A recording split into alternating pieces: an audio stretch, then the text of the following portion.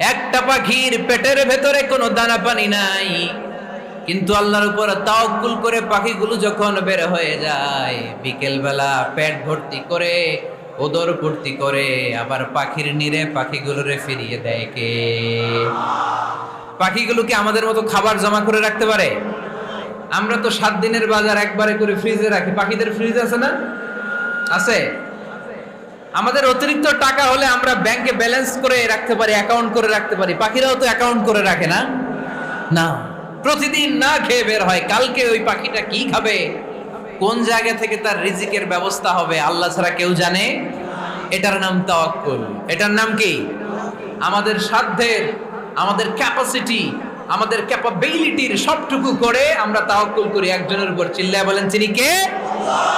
এজন্য ইসলাম আমাদেরকে শিখায়, সালাত যখন শেষ, বের হয়ে যাও, কাজে নেমে পড়ো। কাজে কোনো লজ্জা